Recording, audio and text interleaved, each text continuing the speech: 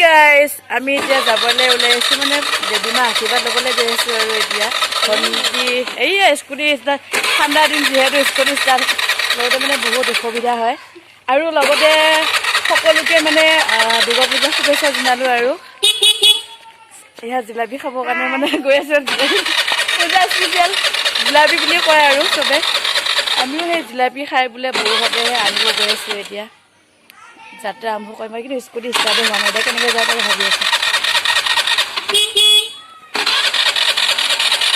যিহেতু ৰাতিলৈ প্ৰগ্ৰাম আছে তেতিয়া মানে অলপ অসুবিধা সেইকাৰণে মানে ওচৰৰ হেৰিখন তাৰমানে আশীৰ্বাদ লওঁ বুলি ভাবিলোঁ আৰু মা ভাগত সেইদিনা যাব ওলাইছোঁ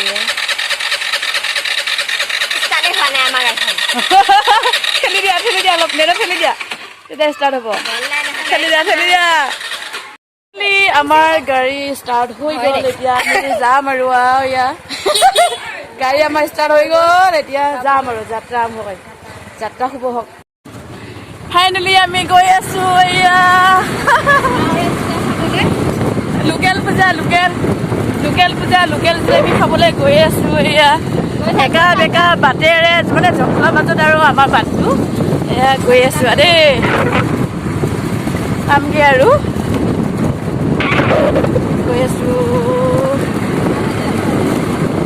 ড্ৰাইভাৰ ক'ত গাড়ী চলাই আছে আৰু আজি ভণ্টি ড্ৰাইভাৰ মই উঠিছোঁ মানে আজি মানে গাড়ীকেইখন দিছে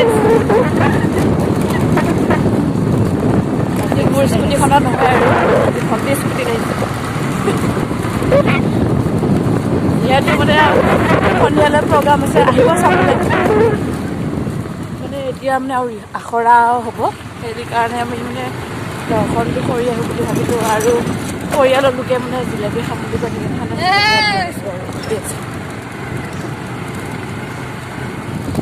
ৰাস্তাটো দেখাইছে দেই কেনেকুৱা ৰাস্তাত আমি গৈ আছোঁ এইটো হৈছে কি বুলি কয় হাই ৰোড নেশ্যনেল হাই ৰোড ন জংঘলময় ঠাই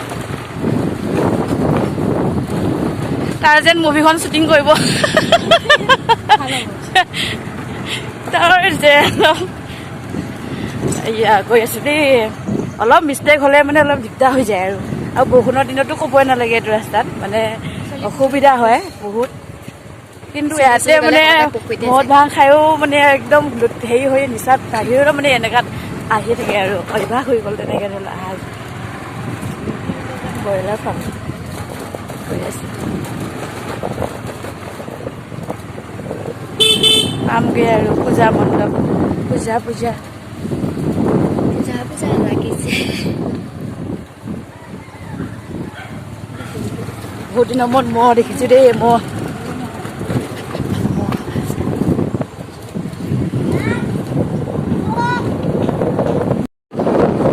আজি পুৰা যাত্ৰা আৰম্ভ কৰিছোঁ দেই এয়া আমাৰ নদী কপিলী নদী সেই আছে বালি কি বোলে বালিমহল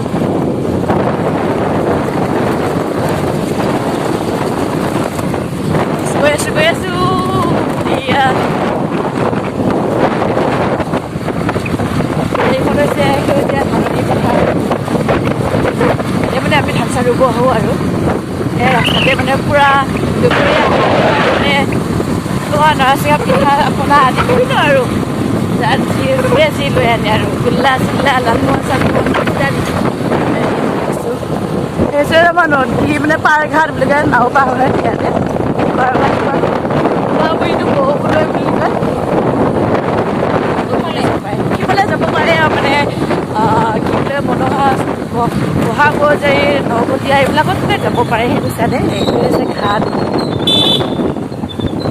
এইফালে মানে ইটা ভাটি আছে এইফালে মানে হেৰি যাব পাৰে কিবা বুলি কয় কি কয় বোলে সিহঁতে কলংপাৰ নদীঘাট কলংপাৰলৈ যাব পাৰে ৰাস্তা এইটো ৰাস্তা হৈছে ডিমাগুৰি পথ এইটো ফালে মানে জাগিৰটো যাব পাৰে বিভিন্ন পথ আছে আৰু এতিয়া গৈছোঁ আপোনাৰ ডিমাগুৰি পাইছোঁ যিহেতু দেৱীৰ মানে স্থাপন কৰি আছে মানে আমি গৈছিলোঁ তাত মানে প্ৰথম পূজাখনত গ'লোঁ তাত মানে মানুহ অলপ কমো ভিৰ আৰু কিবা হেৰি কৰি আছে দৰ্শন কৰিবলৈ নহ'ল তো আমি আৰু এখন বেলেগ পূজাতে আহি আছোঁ এতিয়া এইখন হৈছে ধুমাগুৰি টেঙাগুৰি বুলি কয় মানে তালৈ আহি আছোঁ এতিয়া গৈ আছোঁ এইখন হৈছে ধুমাগুৰি দুঙাবাৰী খেলপথাৰ পৰা ইয়াতে খেল হ'ব আমাৰ পঞ্চায়ত ভিত্তিক। মই যিহেতু কৈছিলোঁ মৰিগাঁও দিৱসৰ দিনা কৰি আছোঁ ইয়াৰ ৰাস মন্দিৰ দুঙাবাৰী। গাহৰি বেছি আছে, গাহৰি খাই কোনে কোনে ভাল পায় কমেণ্টত জনাব দেই। 9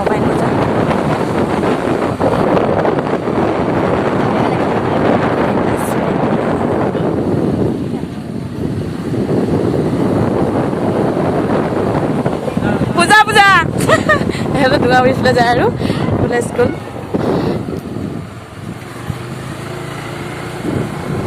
টেক্সি গাড়ী লৈ যাম শ্বিলঙত। আজি মানে টেক্সি গাড়ী নহয়, আজি স্কুটি লৈ আৰু স্কুটিখন লৈ যাম দুঙাবাৰীত দুৰ্গা পূজা চাবলৈ। গৈ আছো শ্বিলঙত। পালোহি আমি এয়া পূজা মণ্ডপ। 2 নং দুঙাবাৰী দুৰ্গা পূজা।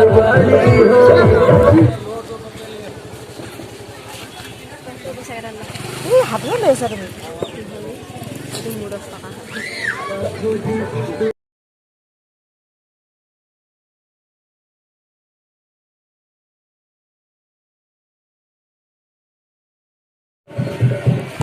ফাইনেলি দৰ্শন হৈ গ'ল। প্ৰথমত মানে তাত মানে বহাহে আছিলেতো, এটা নহ'ল, এতিয়া মানে হৈ গ'ল। আমি এতিয়া যাব ওলাইছোঁ। এইয়া জিলাপি কিনিব গৈছে দেই, গৈ আছোঁ। এয়া বনাই আছে। কিমান ল'বা? মধু ল'ব লাগিব।